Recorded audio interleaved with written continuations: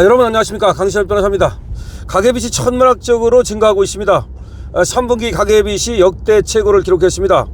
3분기 가계빚이 직전 최고치였던 2분기보다 무려 14조 9천억이 증가하면서 역대 최고치를 기록했는데요.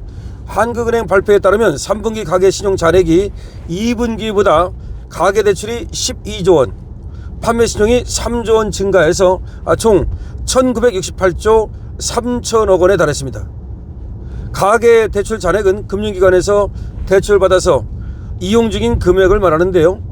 그리고 판매 신용 잔액은 신용카드를 사용하고 나서 결제 안 된 금액을 말합니다. 모두 빚이라는 얘기죠. 한국은행은 가계대출이 12조 원 증가했지만 6.27 가계부채대책 이후 주택담보대출과 신용대출이 줄면서 2분기 증가액은 23조 6천억 원보다는 증가폭이 좀 축소됐다고 설명했습니다. 그러나 3분기에 이렇게 많이 늘어난 것은 엄청나게 문제가 있는 건데, 뭐냐면 부동산을 대출을 안 해줬음에도 불구하고 이렇게 늘어난 겁니다. 부동산 대출을 막아버렸는데도 이렇게 빚이 늘어난 겁니다. 이 얘기는 말이죠, 그만큼 가계가 빚이 아니고는 운영을 해나갈 수 없다는 뜻입니다. 그러니까 이게 생계를 이어가기 위한 생계대출부터 시작해서 뿐만 아니라 사실상의 지금 자영업자들은 이 개인 빚이라고 하지만 이게 가게를 운영하기 위한, 그러니까 자영업을 운영하기 위한 그런 빚이거든요. 그러니까 그런 것들까지 이제 모두 사실상 한계 상황에 왔다는 것을 말해주는 것입니다. 그러니까 가게가 한계 상황에 왔다는 것일 뿐만 아니라 자영업자들이 한계 상황에 왔다는 것을 말하는 것인데요. 근데 문제는 말이죠, 이 빚을 갚을 수 있느냐는 거죠. 자, 이 빚 중에 물론 일부는 또 지금 주식시장으로 들어간 것으로 보입니다. 그러니까 대출을 받아가지고 주식 투자에다 올인했다는 얘기죠.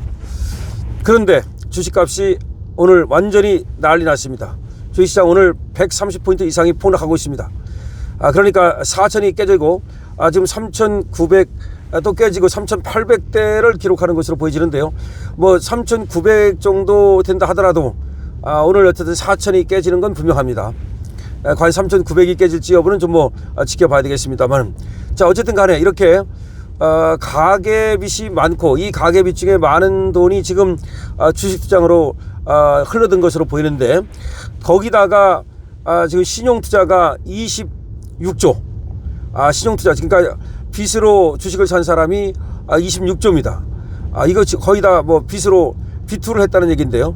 이 비투를 한 이유는 여러분 아시다시피 이재명이 5천 간다, 그리고 부동산을 막고 주식시장을 키우겠다, 그러면서 상법을 개정한다, 그러면서 자사주를 어떻게 한다, 그 다음에 배당을 유도한다, 등등등등등등 하니까 거기 혹해가지고서 배팅을 한 겁니다. 자, 그런데 그래가지고 물론 재미를 본 사람들이 있긴 있겠죠. 하지만 대개는 외국인이 재미를 보고 지금 빠져나가고 있습니다. 외국인들이 가지고 있는 주식만 올랐거든요. 일반들이 가지고 있는 주식은 별로 오르지 않았고요. 설사 일반인들이 좀 올라간 주식에 투자했다 하더라도 일반인은 처음부터 끝까지 먹지를 못합니다. 왜 그러냐면 조금만 올라가면 이게 더 안 갈까봐 안 달라서 팔고, 조금 떨어지면 더 떨어질까봐 파는 게 일반인입니다. 그건 일반인이기 때문에 어쩔 수 없는 거예요. 그걸 갖다가 그 사람이 바보 같다, 왜 그러느냐, 그렇게 말할 수 없는 겁니다. 기관이라면 말이죠, 돈이 많기 때문에 돈의 힘으로 내가 예를 들어서 떨어지면 더 사버리면 되는 거고, 올라갈 때 내가 어디까지 팔겠다, 어디 가서 팔겠다는 걸 정할 수가 있어요. 기관은 자기들이 어차피 이 시장을 갖다 지배하기 때문에. 근데 일반인은 내가 지배하는 게 아니잖아요. 개미라는 거는요, 여러 사람을 합했을 때 그게 개미가 되는 거지, 개미 한 마리는 힘이 없잖아요. 근데 개미들이 다 예를 들어서 어느 한날 1시에 우리 팝시다, 어느 한날 1시에 우리 삽시다, 그렇게 하면 개미도 힘이 있죠. 제 말을 잘 들어야 됩니다, 여러분. 개미는 힘이 없는 거야. 왜냐? 뿔 뿌리니까. 개미가 만약에 일사불란하게 한 사람의 지위에 의해서 똑같은 날 사고 똑같은 날 팔고, 야 우리 사고 안 팔어, 이렇게 하면 개미도 힘이 있겠죠. 하지만 개미는 그냥 개미라고 부를 뿐이지 한 사람이잖아요. 그러니까 떨어지면 팔 수밖에 없는 거고, 또 올라가면 쫓아가고, 그게 인간의 심리예요. 결과적으로 주식시장이라고 하는 것은 심리 게임이란 말이야. 근데 개미는 질 수밖에 없어. 내가 배짱이 적어서 그런 건가? 천만에 와서 무슨 배짱이야. 그게 주식시장은 배짱이 아니에요. 그래서 이게 힘든 거야. 배짱으로 버틴다고 그러면 다 이길 것 같아? 거지 된다고 배짱으로 버티다가는 다 완전히 작살나가지고 상장 폐지하고. 그러니까 배짱 있다고 되는 것도 아니고, 어떤 때는 겁많은 사람이 이길 수도 있는 거고, 또 어떤 사람은 말이야 좀 무모하고 아무것도 모르는 사람이 이길 수도 있는 거고, 뭐 그런데 어쨌든 문제는 B2를 권했다는 게 문제라는 거야. B2. 그러니까 자기도 알아서 자기가 하고 그냥 뭐 자연스럽게 이루어지는 것이라면 그걸 문제 삼을 필요가 없어요. 뭐 투자하는 사람도 있는 거고 안 하는 사람도 있는 거고, 그건 문제 삼을 필요가 없는데, 이재명이 B2를 권하는 바람에 그냥 빚을 갖다가 잔뜩 져 가지고서 지금 주시장을 갖다가 일반인들이 들어갔는데, 지금 저게 만약에 생각해 보세요. 갈 때는요 2600에서 가기 시작한 거거든요. 4200까지 갔어요. 이때 먹은 사람이 얼마나 있을 것 같아요? 아까도 말했지만 일반인들은 다 누리질 못해요. 그래서 조금 먹었다 하더라도 줄 때는 왕창 주는 거야. 이제 왜 문제냐, 처음에는 1000만원 갖고 한다고요. 그래가지고서 막 가니까 1000만원 갖고 300만원을 먹었어. 그럼 1300만원 아니야? 그럼 30%. 야, 이거 1억 했으면 3000만원 먹었는데, 10억 했으면 3억을 먹었는데, 이렇게 생각을 해갖고 나중에 뛰어드는 거예요. 지금 보니까 오늘도 이게 지금 4천이 깨지고 지금 떨어지고 있는데, 지금 끝에 4천 넘어가면서 막 뛰어든 사람들, 4천 가까이에서 뛰어든 사람들, 뭐 하이닉스 같은 것도 마찬가지야. 막 그냥 50만원 넘어가서 뛰어든 사람들이 너무 많기 때문에 이 사람들이 지금 피해를 볼 가능성이 굉장히 많아요. 그래서 강실업 TV에서는 말이죠, 지금 몇 가지를 말씀드리는데, 하나는 빚이 너무 많다. 지금 가계 빚이 너무 많다. 그리고 신용 융자가 너무 많다. 첫 번째 하나. 두 번째, 빚으로 산 사람이 너무 많다는 얘기입니다.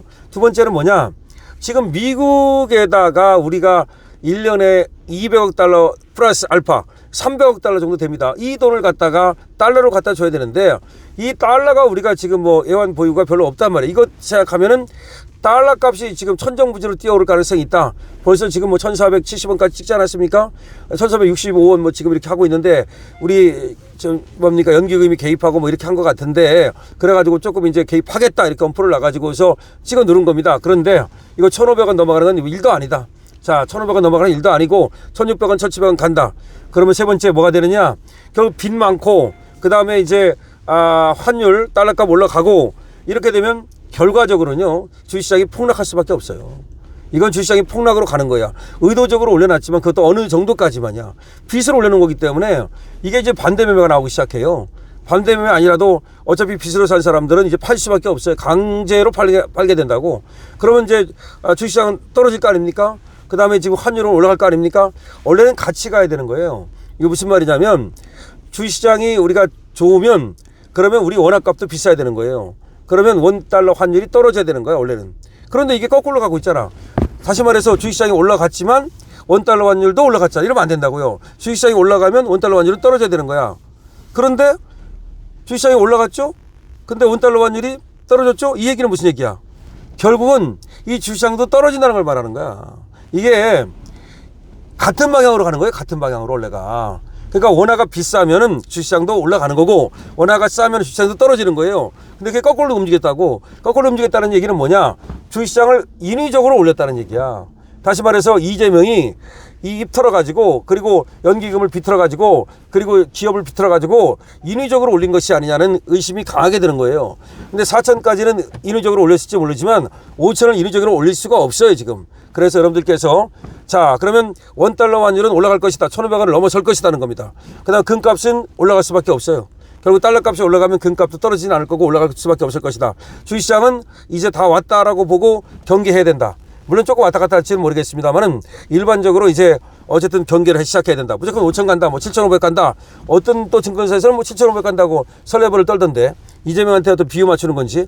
어쨌든 나중에는 갈지 모르겠어. 그거야. 하지만 지금은 일단은 비상 상황이 켜졌다. 그리고 많은 지금 경제학자들이, 경제 전문가들이 IMF 간다고 얘기하거든요. 그리고 2천원 간다.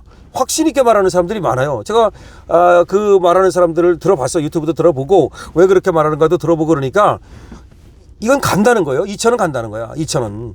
그리고 1달러가. 그 다음에 또 IMF 온다는 거야. 왜 그러냐. 우리가 IMF 왔을 때 1998년, 7년, 6년 그때만 해도 우리가 그래도 출산율도 높았고, 그때는 어떻게 우리가 청년이어서 막 뛰다가 너무 급하게 뛰다가 돌뿌리에 넘어져가지고 잠깐 넘어졌던 것 뿐이라는 거야. 그러니까 다시 우리는 청년이니까 일어나서 뛴 거야. 지금은 이 출산율도 낮고 이제 나라가 이제 노년기에 접어들었다는 거야. 말하자면 너무 노쇠해버렸다는 거지. 그래서 쉽게 그렇게 저번에 IMF 왔을 때처럼 극복을 하지 못할 것이라고 얘기를 하거든요. 따라서 여러분들은 여러분들의 자산을 잘 그야말로 관리하시기 바라고요. 자산 관리할 때는 어쨌든 간에 달러를 좀 갖고 있는 것도 좋고 금을 일부 좀 갖고 있는 것도 좋다. 이렇게 말씀을 드리겠습니다. 그러면 어떻게 합니까? 그걸 뭐 여러분께서 은행 같은 데 가서 상의해 보시면 되니까 여러분들께서 알아서 하시되, 일단은 국내 지금 상황이 만만치 않고 IMF 온다라고 말하는 사람들이 너무 많기 때문에 여기에 대해서 기울여야 된다는 말씀을 드립니다. 강신업 TV입니다. 좋아요와 구독 부탁드립니다.